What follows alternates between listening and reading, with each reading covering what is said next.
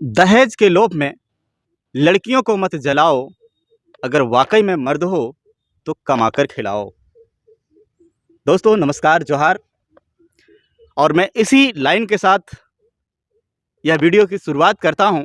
अगर यह वीडियो अच्छा लगे तो आप शेयर ज़रूर करेंगे और उन दहेज लोभियों के बीच में ज़रूर पहुंचना चाहिए, ताकि वो भी देखे और सोचे, क्योंकि उसके भी घर में माँ हैं, बहनें हैं, तो उन्हें भी एहसास हो और उन माताओं को भी लगे कि आखिर में मैं भी तो एक औरत हूँ। तो मैं कहना चाहूँगा दोस्तों कि आज के दिन में दहेज के लालच में एक गर्भवती महिला, या यूँ कहें कि 19 साल की लड़की, जिसकी शादी पिछले साल होती है और 11 महीना शादी को होते हैं। 11 महीना के दरमियान में वो 4 महीने की पेट से भी रहती है, गर्भवती है, और शादी का जीवन को बढ़िया से वो काट भी नहीं पाई है, बच्चे का सुख वो देख नहीं पाई है, दुनिया को समझ नहीं पाई है। एक गांव की लड़की, यूँ समझा जाए कि 19 साल की उम्र में वो क्या दुनिया को जानती होगी। लेकिन कुछ ऐसे नीच सोच के लोग भी हैं इस समाज में कि उन्हें ये नहीं पता चलता है कि मैं क्या कर रहा हूँ। वो अपनी आगोश में उन्हें ले ही लेते हैं, एन के एन प्रकार, जैसे भी हो, चाहे वो मसला दहेज का हो, चाहे मसला किसी और भी चीज़ का हो, या फिर लड़कियां की तरफ से अगर कोई गलती भी अगर हुई हो, तो भाई इतने कौन सी बड़ी गलती हो गई जो इसको उनकी जान को लेने पे आप आतुर हो गए हैं। सवाल ये है कि इस देश में क्या महिलाएं सुरक्षित है, और इस देश में महिलाओं के साथ इस तरह का शर्मनाक या शर्मसार करने वाली घटनाएं क्यों होती रहती है। आखिर में कब इंसाफ मिलेगा इन्हें, और उन माताओं का क्या होगा जिन्होंने इसे जन्म दिया है। कितना कलपती होगी उसकी आत्मा उन माता की, जिन्होंने बेटी को जन्म दिया, पाल पोस के बड़ा किए और ब्याह भी करवा दिए धूमधाम से, और वो दूसरे घर जाने के बाद वो घर जिसे अपना समझती है, सब कुछ समझती है, वही उसका जो है ना दुश्मन बन जाता है। आइए मैं इसी चीज़ को लेके मैं बात करूंगा। नाम सुधा कुमारी, 19 वर्ष, पिता ओम प्रकाश महतो, ग्राम डोमा पहाड़ी, मोतीलेदा, थाना बेंगाबाद, गिरिडीह, झारखंड। उनकी जो शादी है कृष्णदेव कुमार वर्मा, पिता रोहित वर्मा, ग्राम मैननीटाड़, थाना जमुआ, के साथ पूरे धूमधाम से हिंदू रीति रिवाज के साथ शादी होती है। यानी कि जो एक पिता का सपना होता है और जो एक बेटी का भी एक चाह होती है कि मेरी भी शादी धूमधाम से हो और मेरा दूल्हा जो है ना बढ़िया हो, ईमानदार हो, नेक हो, कमाऊ हो, जो हमें ज़िंदगी भर मेरा हमसफ़र बन के रहे, जिस पे वो माता पिता के बाद अगर दूसरा कोई अगर दूसरे पे अगर वो भरोसा और विश्वास करती है ना, तो वो अपने पति पे करती है। और उनके साथ धूमधाम से शादी होती है। और शादी होने के 6 महीने के बाद बताया जा रहा है, जिस तरह से लड़की के पिता ने थाना में आवेदन दिया है, उसके अनुसार मैं अगर बात करूं तो शादी होने के 6 महीना के बाद वो लड़की के साथ प्रताड़ना होना शुरू हो जाता है। उनके ससुराल में कहा जाता है कि उनके सास ससुर जो है उन्हें काफ़ी प्रताड़ित करते हैं। उनके पति जो एक किसी प्राइवेट संस्थान में काम करते हैं, वे कहते हैं कि मुझे बिजनेस करना है और बिजनेस के लिए पैसे चाहिए, पूंजी लगाने के लिए। अब इसके लिए वो लड़की को कहते हैं कि आप पिताजी से मांग के लाइए, और नहीं तो ठीक नहीं होगा, हमें चाहिए। हालांकि शादी के समय में लड़की के पिता जितने सक्षम होते हैं, सामर्थ्य अनुसार उन्हें जो है जो भी पूर्ति होता है वो करते हैं। इसके बाद भी उन्हें डिमांड होता है, लेकिन लड़की के पिता जो है ना वो साफ मना कर देते हैं कि हम नहीं दे पाएंगे, कारण कि वो देने में असक्षम होते हैं। इसी बीच में कृष्णदेव बाबू जो प्राइवेट संस्थान में काम करते थे, उसे छोड़ के अपनी बिजनेस की शुरुआत करते हैं, और इसके लिए वो दुकान का सेटअप करते हैं, और आजकल में उनकी उद्घाटन होने की तैयारी होती है। इसी दरमियान में 26 तारीख चौथा महीना 2022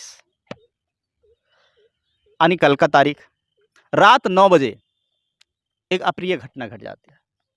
रात 9 बजे के समय में आखिर में कौन सी जरूरत आन पड़ी कि अब महिला कुआं तक पहुंच गई और वो कुएं में उसकी लाश मिली। ये खुद गई, ऐसे डाला गया। और ये एक तथ्य की बात है, जहां तक एक अनुभव है अपना, आप भी जानते होंगे, कुआं में कोई भी बच्चा या कोई भी जानवर या कोई भी जीव अगर डूब के मरता है, वो भी जीवित अवस्था में, तो वो पानी जो जाता है उसके पेट में ना, तो उसका पेट फूल जाता है और स्वतः पानी तो जाएगा ही जाएगा। हल्ला होती है कि कुआं में जो है, अब कैसे पता चलता है लोगों को, वो तो जांच का विषय है, वो देखने की बात है। जब ग्राउंड रिपोर्टिंग जब इसका मैं तैयार करूंगा, मैं अगला वीडियो में स्पष्ट भी कर दूंगा कि इसकी जो जान है कैसे गई है।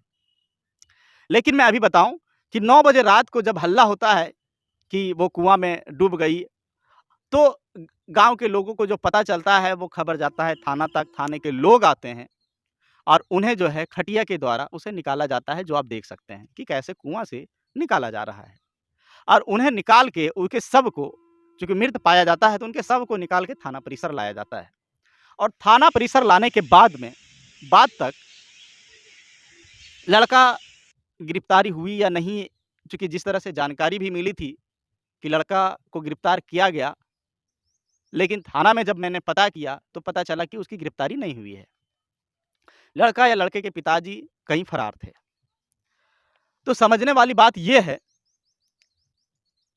कि घटना जब हो गई तो लड़का के घर गार्जियन क्यों फरार थे। के परिजन से जब मैंने बात किया, उनके पिताजी से जब मैंने बात किया, तो देखिए क्या कहते हैं, उनकी रिपोर्ट। क्या मामला है? मामला मेरी बेटी को कुआं में मार कर डाल दिया। किसने मारा? लड़का ने, लड़का बाप ने। क्या लड़का नाम, कहाँ घर हुआ उसका? कृष्णदेव वर्मा, चचहरा मेदिनी टांड। और उसका पिताजी ने रोहित महतो, उसका माँ का नाम है रुक्मणी देवी। हाँ। उसने मार के कुआं में डाल दिया शाम कल 8 बजे। कुआं डाल दिया? हाँ। आप कौन है लड़की के? हम उसका पिताजी हैं। लड़की के पिताजी आप हैं? हाँ। कहाँ घर हुआ आपका? घर मेरा डोमा पहाड़ी हुआ, मोतीलाल थाना बेंगाबाद थाना। हाँ। तो ये पहले से कोई मामला था या क्या था? ये मामला नहीं था, वो दुकान दे रहा था, शोरूम में काम कर रहा था लड़का। हाँ। तो वो 1 महीना छोड़ दिया, बोला कि हम दुकान देंगे अपना दोबारा परी में। उसका घर बना रहा था, घर प्लस्तारा कर रहा था। वही बोला कि हमको 2 लाख दीजिए, हम दुकान देंगे। बोले हम कहाँ देंगे, हम गरीब आदमी हैं, हम कहाँ दे पाएंगे। 2 लाख रुपया मांग किया जा रहा था, किस लिए? की दुकान देंगे। इसी केस को लेके जब मैंने तह तक गया और जानकारी लेने की कोशिश की, क्योंकि सामने से कोई बताता नहीं है कैमरे के सामने, लेकिन ऑफलाइन में हर कोई बात करना चाहता है। और जब मैंने बात किया तो एक चीज निकल के सामने से निकला कि ये लड़की जो है ना, इसको कोई मारा नहीं है, ये खुद मरी है। एक बात बताइए, 9 बजे की रात, अगर कहते हैं कि घर में कोई झगड़ा नहीं हुआ, तो लड़की को ऐसे कौन सा शौक था जो कि वो मर गई, कुआं में डूब गई? उसे आपने प्रताड़ित किया तब ना, उसे आपने जलील किया तब ना, किसी तरह का झगड़ा हो रहा था तब ना। बिना झगड़ा का, बिना जलील किए, बिना प्रताड़ित किए आप उसको, अब वो देखिए 19 साल में क्या उसका, कितना वो मैच्योर हो चुकी होगी। आप उसे इतना मेंटली टॉर्चर किए, इतना मेंटली टॉर्चर किए कि वो कुआं में डूब के अपनी जान देना ही उचित समझी, फांसी लगाना ही उचित समझती है, जहर खाना ही उचित समझती है, क्योंकि आप उसको मेंटली टॉर्चर करते हैं। और इसका जो दोषीदार है ना, वो परिवार है, चाहे वो किसी कारण से हो। वो कुआं में स्वतः आत्महत्या नहीं करेगी। और आत्महत्या क्यों करता है आदमी? मेंटली टॉर्चर होता है तभी नहीं करता है।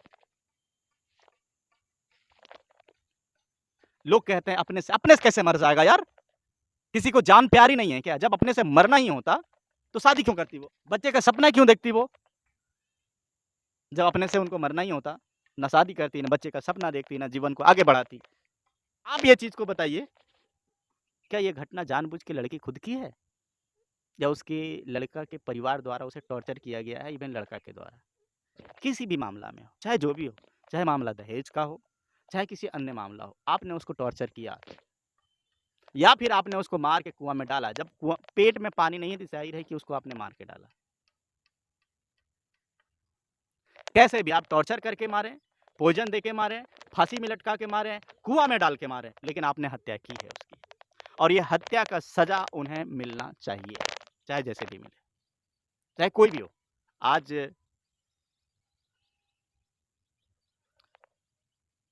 आज जो है कातिल कृष्णदेव कुमार ही नहीं, इसके जैसा और भी जितने भी है ना, सब पे सजा होनी चाहिए, ये मेरा ओपिनियन है।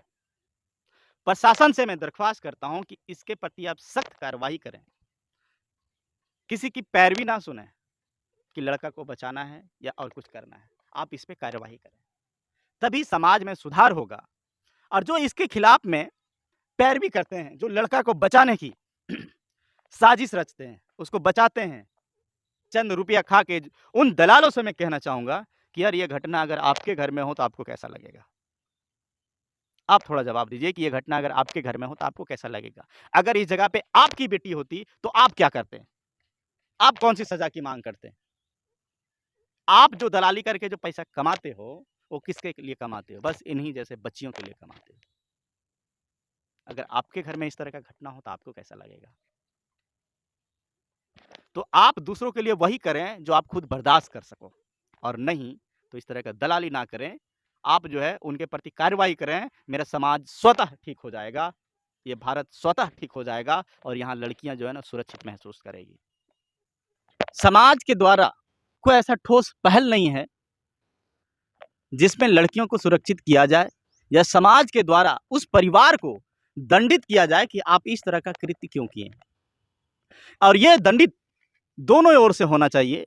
अगर कहीं लड़की के परिजन अगर लड़का से कॉम्प्रोमाइज करता है कि मेरी बेटी तो चली गई, जो भी लेन देन होता है उसे करके इसको निपटा दिया जाए, और होता भी है कई केसेस में, उन लड़की के पिता को भी दंडित किया जाए, और जो लड़का के द्वारा ये घटना का जो अंजाम दिया जाता है, वो लड़का को तो दंडित होना ही होना है। उसे जो दंड देना है, जो कानूनन मिलेगा, और सामाजिक तौर पे उसके परिवार को जो मिलेगा, उसे तो मिलना ही मिलना है, उसको तो कोई रोक ही नहीं सकता है। लेकिन जो कॉम्प्रोमाइज कराने जाता है ना, उसको दंडित किया जाए। अगर ये प्रथा शुरू हो जाए और इसको अगर समाज ठोस पहल के साथ कदम उठाए ना, तो शायद लड़कियां बच जाएगी और इस तरह से बलि नहीं चढ़े। किसी माँ का आंचल जो है ना इस तरह से सूना नहीं होगा, किसी माँ की आत्मा इस तरह से कल्पेगी नहीं। ये घटना जो है कितना दयनीय है, कितना दर्दनाक है, क्या गुजरता होगा उस माँ के ऊपर। मैं बात करूं कि पिछले कई साल हो गए हैं, कुछ दिन पूर्व में हाडोडी में भी एक यही मामला हुआ था, मंगलों में भी कुआं में डूब के यही मामला हुआ था, और इस तरह के कई समाजों में भी एक वही मामला होता है। एक यही नहीं कि ये सुधा कुमारी का ही मामला नहीं है, इस तरह से कई प्रत्येक महीना में इस तरह के मामला देखने को मिलता है। दहेज का मामला हो या किसी तरह प्रताड़ना का मामला हो, चाहे जो भी मामला हो, आखिर में कब तक ये लड़कियां इस तरह के बलि चढ़ती रहेगी? कब हमारा देश सुरक्षित होगा लड़कियों के लिए? लोग कहते हैं देश में लड़कियां सुरक्षित है, यहाँ घर में ही सुरक्षित नहीं है। साथियों, जागरूक बनिए खुद के प्रति, समाज के प्रति और महिला सुरक्षा के प्रति। आज के लिए इतना ही। राम राम, दुआ सलाम, जय हिंद, जोहार।